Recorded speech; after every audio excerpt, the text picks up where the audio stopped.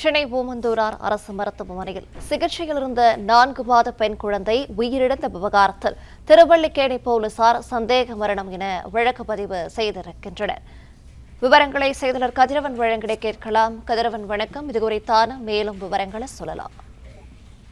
சென்னை ஓமந்தூரார் அரசு மருத்துவமனையில தவறான சிகிச்சையினால 4 மாத குழந்தை உயிரிழந்ததாக கூறி நேற்று பெற்றோர்கள் மற்றும் உறவினர்கள் போராட்டத்தில் ஈடுபட்டார்கள்.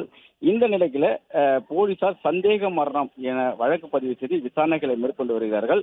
மருத்துவ கவுன்சிலிடம் அறிக்கை கேட்டு அதன் பிறகாக சட்ட ரீதியான நடவடிக்கை எடுக்கப்படும் என்றும் தெரிவிக்கப்பட்டிருக்கிறது. குறிப்பாக 8 வயது சிறுமிக்கு செலுத்த வேண்டிய ஊசியை 4 மாத குழந்தைக்கு செலுத்தப்பட்டதனால் அவர் உயிரிழந்ததாக நேற்று உறவினர்கள் குற்றச்சாட்டை முன்வைத்து போராட்டத்திலும் ஈடுபட்டார்கள். பெரும்பாக்கத்தை சேர்ந்த அருண்குமார் சுஜித்ரா தம்பதியின் 4 மாத பெண் குழந்தைதான் உயிரிழந்தது. சளியால் பாதிக்கப்பட்ட குழந்தை சில தினங்களுக்கு முன்பாக ஓமந்தூரார் மருத்துவமனையில் அனுமதிக்கப்பட்டது. அந்த குழந்தைக்கு 8 வயது சிறுமிக்கு செலுத்த வேண்டிய ஊசியை 4 மாத குழந்தையான அவருக்கு செலுத்தியதாகவும் மருத்துவர்கள் மற்றும் செயலர்களின் அலட்சியம் காரணமாக குழந்தை உயிரிழந்த உறவினர் குற்றச்சாட்டை முன்வைத்து நேற்று ஓமந்தூரார் மருத்துவமனை முன்பாக போராட்டத்தில் ஈடுபட்டார்கள். அவர்களை போலீசார் கலைந்து செல்ல முயன்ற போது அவருக்கு வாக்குவாதங்கள் ஏற்பட்ட நிலையில்தான் சிலரை பிடித்து காவல் நிலையத்தை அழைத்து சென்று விசாரணை மேற்கொண்டு பின்னர் அழைத்து வைத்தார்கள்.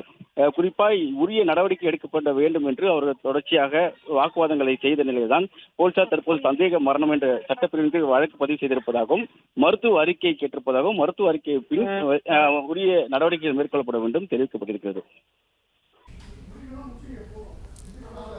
விவரங்களை வழங்கியமைக்கு நன்றி.